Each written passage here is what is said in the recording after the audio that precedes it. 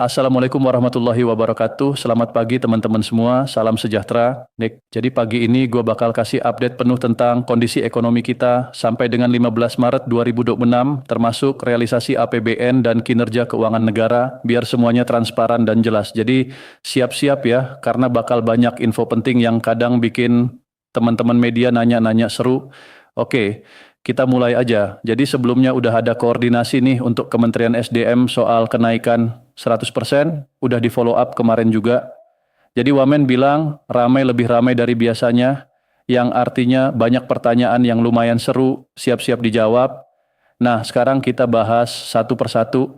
Pertama, kondisi ekonomi global dan domestik. Mungkin teman-teman udah agak bosan dengar soal ini, tapi nggak apa-apa karena ada beberapa kabar yang menarik. Jadi ada yang dulu ngeledekin Indonesia jelek, tapi tenang aja, 20 tahun lagi mereka bakal nyesel, karena Indonesia akan terlihat jauh lebih oke. Meski situasi global cukup kompleks, kinerja ekonomi kita sepanjang 2025 tetap resilient. Contohnya, Mahkamah Agung Alisanam membatalkan tarif resipokal yang diterapkan Presiden Trump, lalu pasar juga memperhatikan isu independensi FAT setelah nominasi Kevin W.S. Selain itu, setelah 3 kali pemangkasan, FOMC Januari memutuskan untuk menahan suku bunga di 3,5% sampai 3,75%. Tantangan lain datang dari Tiongkok, yang pertumbuhan ekonominya melambat karena konsumsi domestik yang lemah. Tapi di tengah situasi ini, ekonomi dunia tetap menunjukkan ketahanan, terutama yang dimotori negara berkembang. Nah, Indonesia sendiri jadi salah satu negara dengan pertumbuhan tertinggi dan defisit paling rendah di tahun 2025. Capaian ini makin penting karena kita berhasil menjaga rasio defisit dan rasio utang tetap aman, jauh lebih baik dibanding banyak negara lain. Kita terus memantau risiko global supaya momentum pertumbuhan domestik tetap terjaga di tahun 2026. Kalau kita lihat pertumbuhan ekonomi, kita mencapai 5,11%, memang lebih rendah dibanding Vietnam atau Malaysia. Tapi kalau soal defisit, kita hanya 2,9% dari PDB, sementara Vietnam 3,6% dan Malaysia 6,41% PDB. Jadi mereka bayar pertumbuhan dengan biaya yang jauh lebih tinggi dibanding kita. Kalau dibanding standar internasional, Vietnam dan Malaysia sudah melampaui batas 3% untuk kehati-hatian fiskal, sementara kita tetap bisa tumbuh sambil menjaga prinsip kehati-hatian. Artinya, kita lebih jago mengatur ekonomi dibanding negara-negara tetangga. Nah, soal pasar komoditas global, sekarang lagi fase moderasi dengan dinamika yang beragam. Harga energi seperti batu bara dan minyak mentah agak tertekan karena energi terbarukan mulai masuk dan konsumsi global agak lesu. Tapi beberapa minggu terakhir harga minyak naik karena ketegangan AS-Iran, sementara harga batu bara terdorong permintaan tinggi di Tiongkok untuk listrik. Harga emas dan tembaga juga tetap tinggi karena orang butuh aset aman dan kebutuhan infrastruktur hijau makin tinggi. Sedangkan harga CPO dan nikel terus dipantau dan dimitigasi lewat kebijakan pengelolaan suplai yang disiplin dan program biodiesel yang konsisten. Dengan situasi global yang masih volatil, Indonesia berhasil menjaga stabilitas makroekonomi di awal tahun 2026. Pertumbuhan ekonomi berlanjut 5,9% sepanjang 2025 dengan kuartal 4 mencapai 5,39%. Inflasi Januari naik menjadi 3,5%, tapi ini temporal, lebih karena faktor low base tahun sebelumnya. Tahun lalu masih ada subsidi PLN, jadi ada pengaruhnya juga. Sekarang balik ke soal kenaikan 100% di Kementerian SDM. Jadi kemarin sudah ada koordinasi, tapi untuk anggaran di 2026 memang belum masuk sampai ke saya. Nanti kalau sampai ke saya bakal dijelasin lebih rinci. Intinya kerja keras tim untuk memastikan ini berjalan dan memang kenaikannya 100%. Jadi target tercapai. Kalau pertumbuhan ekonomi bagus banget, bisa saja kita minta lebih dari 6%. Tapi untuk sekarang, ya 100% dulu. Kalau soal diskusi internal kemarin, ada beberapa hal yang masih harus diperiksa lagi. Ada yang bilang lebih gede, ada yang lebih kecil dibanding LPS, tapi intinya kerja keras tim kita memang patut diapresiasi. Nah, semua ini tetap berjalan sambil kita pantau kondisi ekonomi secara hati-hati, nggak asal ceplos-ceplos biar semuanya jelas dan transparan. Jadi kesimpulannya, sampai 15 Maret 2026, kondisi ekonomi Indonesia tetap kuat, defisit terkendali, pertumbuhan stabil, dan berbagai langkah kebijakan sudah dijalankan dengan prinsip kehati-hatian. Kenaikan di Kementerian SDM sudah siap, Koordinasi dengan Kemenko terus dilakukan dan momentum pertumbuhan tetap dijaga. Semua ini menunjukkan kalau Indonesia bisa tumbuh dengan aman meski tantangan global masih banyak. Bapak, Ibu, tahan dulu jempolnya. Jangan buru-buru scroll. Aku kasih kabar yang lagi hot banget dan penting buat kita semua yang udah jadi pensiunan. Belakangan ini banyak obrolan soal kemungkinan rapel besar dan juga rumor kenaikan gaji pensiunan di 2026. Ada yang bilang bakal cair, ada juga yang bilang masih wacana. Nah, daripada panik ikut-ikutan gosip, mending simak pelan-pelan sampai selesai karena semua akan gue kupas tuntas dengan bahasa santai, gampang dimengerti, tapi tetap lengkap dan apa adanya. Assalamualaikum warahmatullahi wabarakatuh. Salam hangat buat Bapak dan Ibu pensiunan di seluruh Nusantara. Seneng banget bisa ketemu lagi lewat channel ini.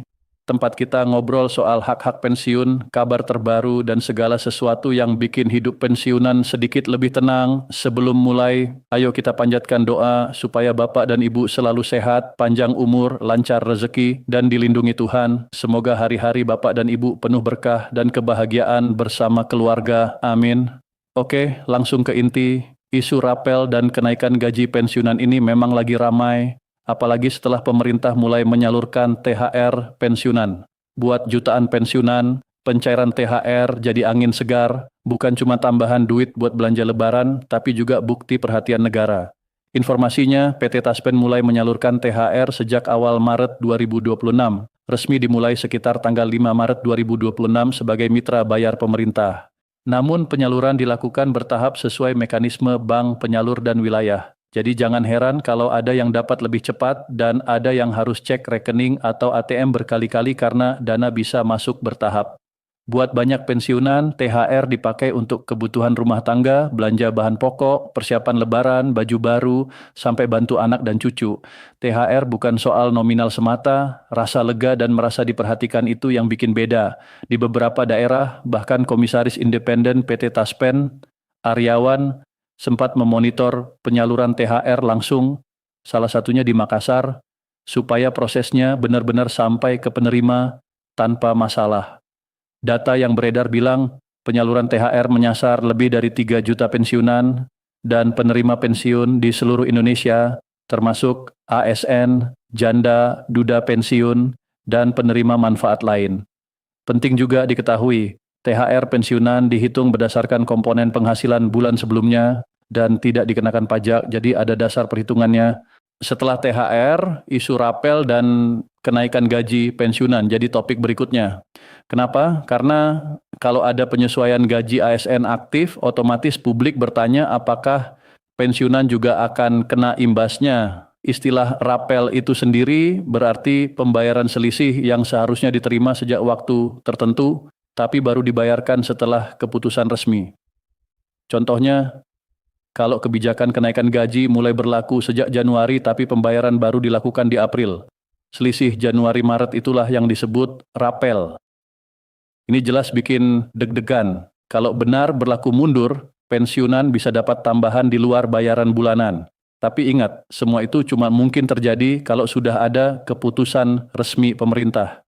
Sampai sekarang detail soal besaran rapel, persentase kenaikan, siapa yang dapat dan kapan cairnya masih menunggu pengumuman resmi. Jadi saran gue, tetap tenang dan jangan buru-buru percaya hoax. Tunggu konfirmasi dari lembaga resmi seperti PT Taspen. Dari sisi kehidupan sehari-hari, wajar banget kalau pensiunan berharap ada kenaikan.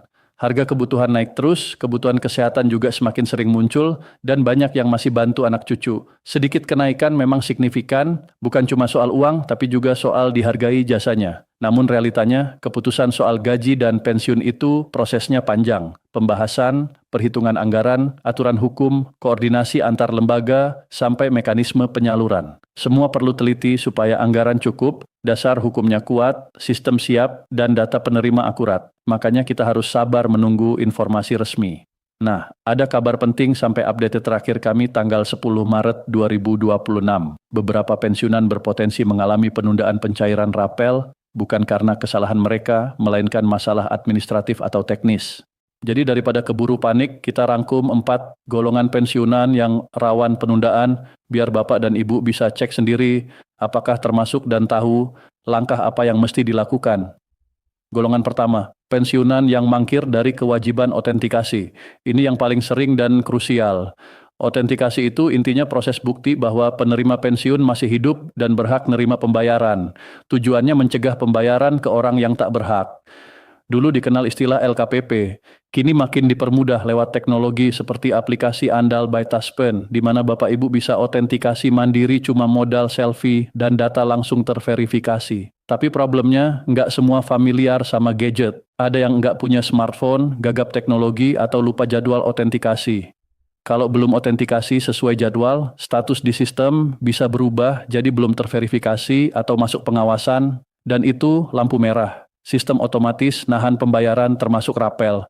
Jadi pertanyaan penting, udahkah Bapak Ibu melakukan otentikasi dalam 6 bulan terakhir?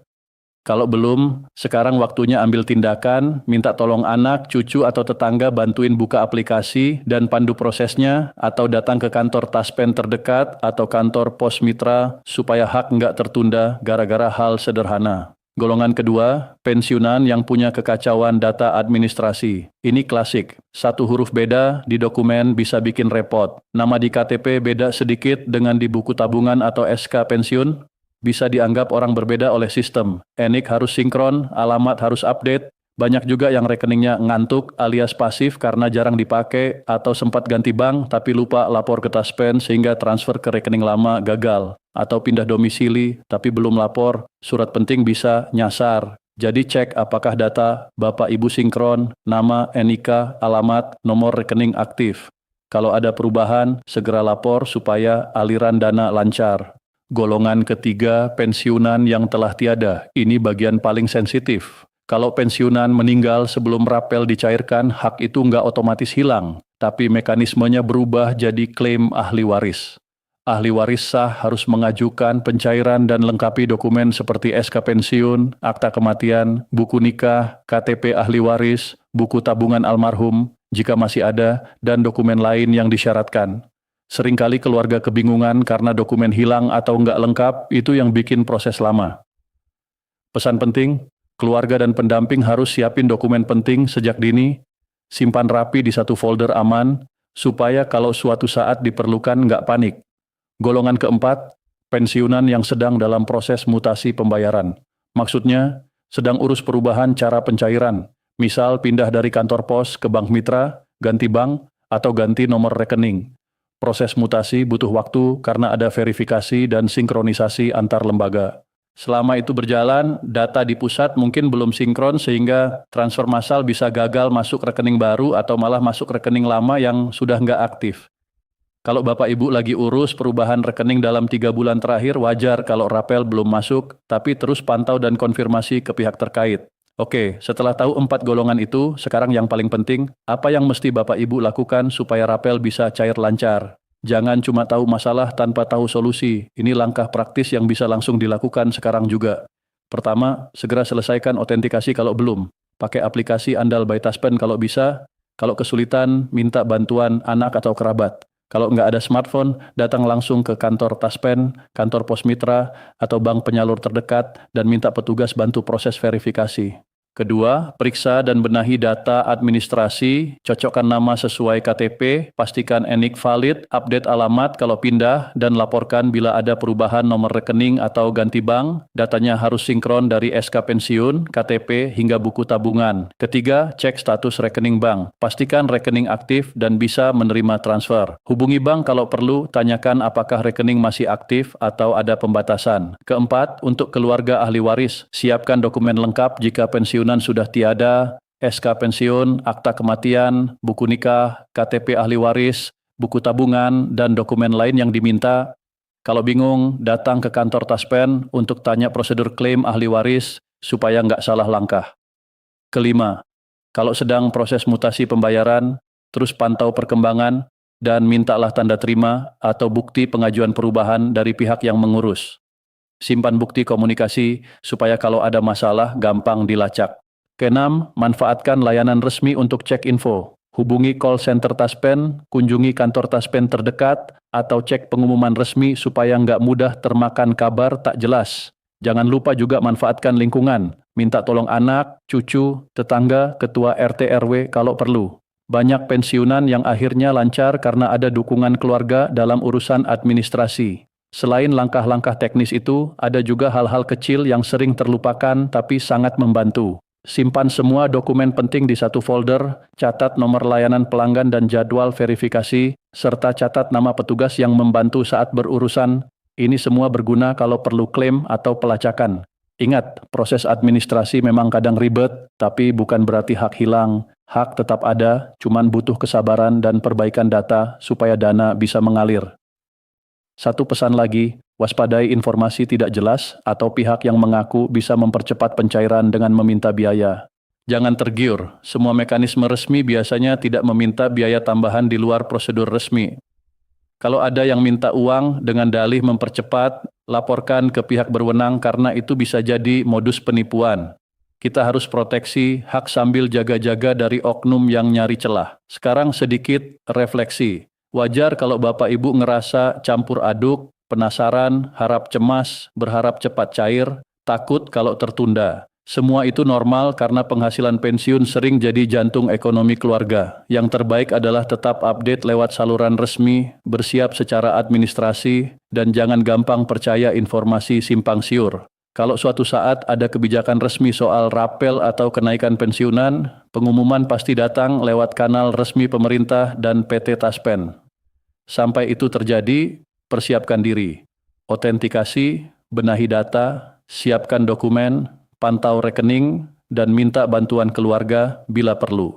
Demi keamanan dan kenyamanan bersama, ayo saling bantu di kolom komentar. Tulis pengalaman Bapak Ibu, pernah nerima rapel sebelumnya, lagi nunggu sekarang, pernah ngalamin kendala administrasi, ceritain supaya yang lain bisa belajar dari pengalaman. Untuk yang butuh panduan, langkah demi langkah, sebutin juga kota atau wilayah kalian, siapa tahu ada teman seregion yang bisa bantuin info lokasi kantor Taspen atau pos mitra terdekat.